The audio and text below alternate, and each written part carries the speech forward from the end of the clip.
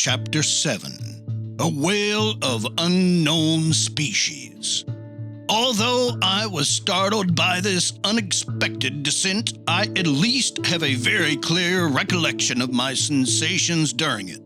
At first, I was dragged about 20 feet under. I'm a good swimmer without claiming to equal such others as Byron and Edgar Allan Poe, who were master divers, and I didn't lose my head on the way down. With 2 vigorous kicks of the heel, I came back to the surface of the sea. My first concern was to look for the frigate.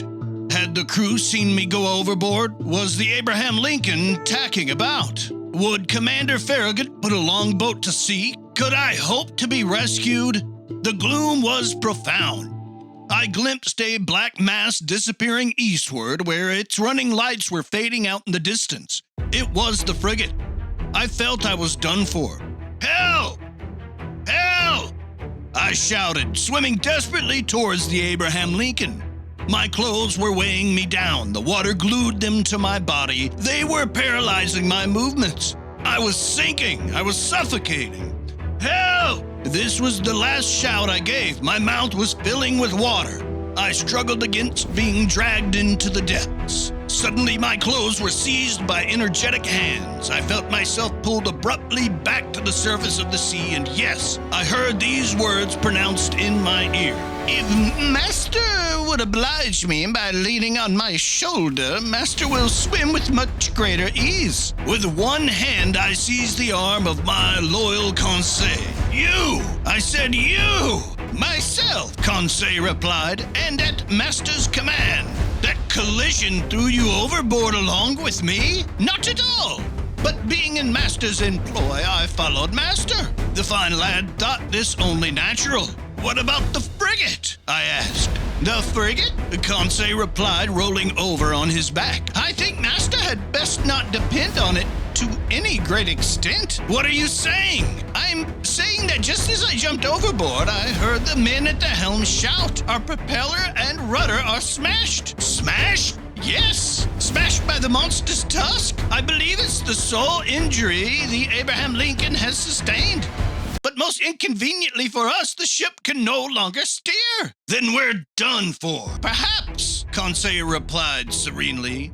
However, we still have a few hours before us, and in a few hours, one can do a great many things. Conseil's unflappable composure cheered me up. I swam more vigorously, but hampered by clothes that were as restricting as a cloak made of lead, I was managing with only the greatest difficulty. Conseil noticed as much. Master, will you allow me to make an incision? He said, and he slipped an open clasp knife under my clothes, slitting them from top to bottom with one swift stroke. Then he briskly undressed me while I swam for us both. I then did Conseil the same favor, and we continued to navigate side by side. But our circumstances were no less dreadful. Perhaps they hadn't seen us go overboard. And even if they had, the frigate, being undone by its rudder, couldn't return to leeward after us. So we could count only on its longboats. Conseil had coolly reasoned out his hypothesis and laid his plans accordingly. An amazing character, this boy. In mid-ocean, this stoic lad seemed right at home. So, having concluded that our sole chance for salvation lay in being picked up by the Abraham Lincoln's longboats, we had to take steps to wait for them as long as possible. Consequently, I decided to divide our energies so we wouldn't both be worn out at the same time. And this was the arrangement. While one of us lay on his back, staying motionless with arms crossed and legs outstretched, the other would swim and propel his partner forward. This towing role was to last no longer than 10 minutes. And by relieving each other in this way, we could stay afloat for hours, perhaps even until daybreak. Slim chance, but hope springs eternal in the human breast. Besides, there were 2 of us. Lastly, I can vouch, as improbable as it seems, that even if I had wanted to destroy all my illusions, even if I had been willing to give in to despair, I could not have done so. The cetacean had rammed our frigate at about 11 o'clock in the evening. I therefore calculated on 8 hours of swimming until sunrise. A strenuous task, but feasible thanks to our relieving each other. The sea was pretty smooth and barely tired us. Sometimes I tried to peer through the dense gloom, which was broken only by the phosphorescent flickers coming from our movement. I stared at the luminous ripples breaking over my hands, shimmering sheets spattered with blotches of bluish gray. It seemed as if we'd plunged into a pool of quicksilver. Near 1 o'clock in the morning, I was overcome with tremendous exhaustion. My limbs stiffened in the grip of intense cramps. Conseil had to keep me going, and attending to our self-preservation became his sole responsibility. I soon heard the poor lad gasping. His breathing became shallow and quick. I didn't think he could stand such exertions for much longer. Go on, I told him. Leave master behind? He replied. Never! I'll drown before he does. Just then, past the fringes of a large cloud that the wind was driving eastward, the moon appeared. The surface of the sea glistened under its rays. That kindly light rekindled our strength. I held up my head again. My eyes darted to every point of the horizon. I spotted the frigate. It was 5 miles from us and formed no more than a dark, barely perceptible mass. But as for the longboats, not a one in sight. I tried to call out. What was the use at such a distance? My swollen lips wouldn't let a single sound through. Conseil could still articulate a few words, and I heard him repeat at intervals, "Help! Help!" Ceasing all movement for an instant, we listened, and it may have been a ringing in my ear from the organ filling with impeded blood, but it seemed to me that Conseil's shout had received an answer back. "Did you hear that?" I muttered. Yes. And Conseil hurled another desperate plea into space. This time, there could be no mistake. A human voice had answered us. Was it the voice of some poor devil left behind in mid-ocean? Some other victim of that collision suffered by our ship? Or was it one of the frigate's longboats hailing us out of the gloom? Conseil made one final effort, and bracing his hands on my shoulders while I offered resistance with one supreme exertion, he raised himself half out of the water, then fell back exhausted. "What did you see?"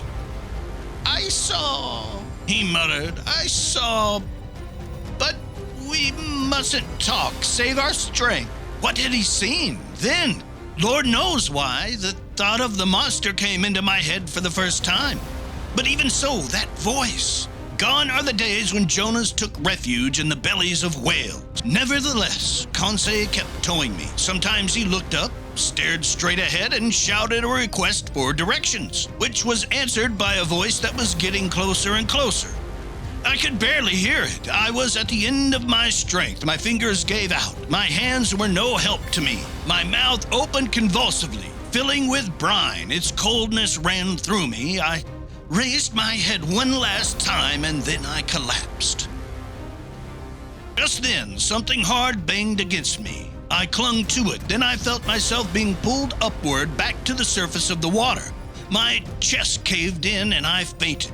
For certain, I came to quickly, because someone was massaging me so vigorously it left furrows in my flesh. I half opened my eyes. "Conseil," I muttered. "Did master ring for me?" Conseil replied. Just then, in the last light of the moon settling on the horizon, I spotted a face that wasn't Conseil's, but which I recognized at once. "Ned!" I exclaimed. "In person, sir, and still after his prize," the Canadian replied. You were thrown overboard after the frigate's collision?" "Yes, Professor, but I was luckier than you. And right away I was able to set foot on this floating islet." "Islet? Or in other words, on our gigantic narwhale." Explain yourself, Ned."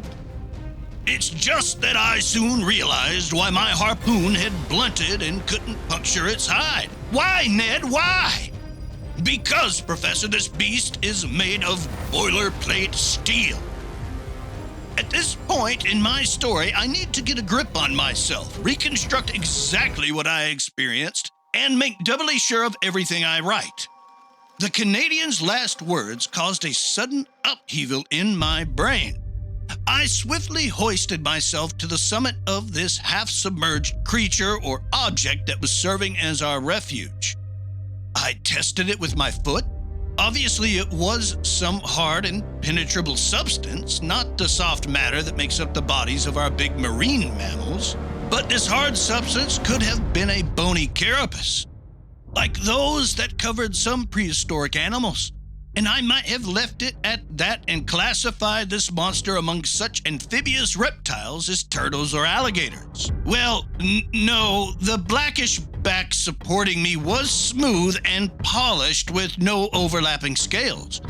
On impact, it gave off a metallic sonority, and as incredible as this sounds, it seemed, I swear, to be made of riveted plates. No doubts were possible. This animal, this monster, this natural phenomenon that had puzzled the whole scientific world, that had muddled and misled the minds of seamen in both hemispheres, there could be no escaping it, an even more astonishing phenomenon, a phenomenon made by the hand of man. Even if I had discovered that some fabulous mythological creature really existed, it wouldn't have given me such a terrific mental jolt. It's easy enough to accept that prodigious things can come from our Creator. But to find all at once, right before your eyes, that the impossible had been mysteriously achieved by man himself, this staggers the mind. But there was no question now. We were stretched out on the back of some kind of underwater boat that, as far as I could judge, boasted the shape of an immense steel fish. Ned Land had clear views on the issue. Conseil and I could only line up behind him. But then, I said, does this contraption contain some sort of locomotive mechanism and a crew to run it? Apparently, the harpooner replied. And as yet, for the 3 hours I've lived on this floating island, it hasn't shown a sign of life. This boat hasn't moved at all? No, Professor Aronnax. It just rides with the waves, but otherwise it hasn't stirred. But we know that it's certainly gifted with great speed. Now then, since an engine is needed to generate that speed and a mechanic to run that engine, I conclude we're safe. Ned Land put in, his tone denoting reservations. Just then, as if to take my side in the argument, a bubbling began astern of this strange submersible, whose drive mechanism was obviously a propeller, and the boat started to move. We barely had time to hang on to its top side, which emerged about 80 centimeters above the water. Fortunately, its speed was not excessive. So long as it navigates horizontally, Ned Land muttered, I've no complaints, but if it gets the urge to dive, I wouldn't give $2 for my hide. The Canadian might have quoted a much lower price, so it was imperative to make contact with whatever beings were confined inside the plating of this machine. I searched its surface for an opening or a hatch, a manhole, to use the official term, but the lines of rivets had been firmly driven into the sheet iron joints and were straight and uniform. Moreover, the moon then disappeared and left us in profound darkness. We had no wait for daylight to find some way of getting inside the underwater boat. So our salvation lay totally in the hands of the mysterious helmsman steering this submersible. And if it made a dive, we were done for. But I didn't doubt the possibility of our making contact with them. In fact, if they didn't produce their own air, they inevitably had to make periodic visits to the surface of the ocean to replenish their oxygen supply. Hence the need for some opening that put the boat's interior in contact with the atmosphere. As for any hope of being rescued by Commander Farragut, that had to be renounced completely. We were being swept westward, and I estimate that our comparatively moderate speed reached 12 miles per hour. The propeller churned the waves with mathematical regularity, sometimes emerging above the surface and throwing phosphorescent spray to great heights. Near 4 o'clock in the morning, the submersible picked up speed. We could barely cope with this dizzying rush, and the waves battered us at close range. Fortunately, Ned's hands came across a big mooring ring fastened to the top side of this sheet iron back, and we all held on for dear life. Finally, this long night was over. My imperfect memories won't let me recall my every impression of it. A single detail comes back to me. Several times, during various lulls of wind and sea, I thought I heard indistinct sounds, a sort of elusive harmony produced by distant musical chords. What was the secret behind this underwater navigating? whose explanation the whole world had sought in vain. What beings lived inside this strange boat?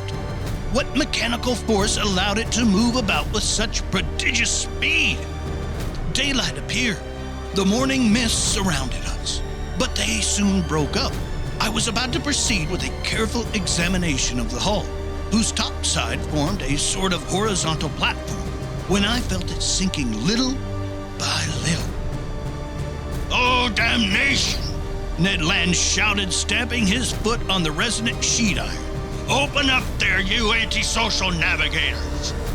But it was difficult to make yourself heard above the deafening beats of the propeller. Fortunately, the submerging movement stopped.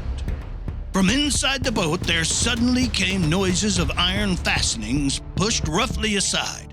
One of the steel plates flew up. A man appeared, gave a bizarre yell, and instantly disappeared. A few moments later, 8 strapping fellows appeared silently, their faces like masks, and dragged us down into their fearsome machine.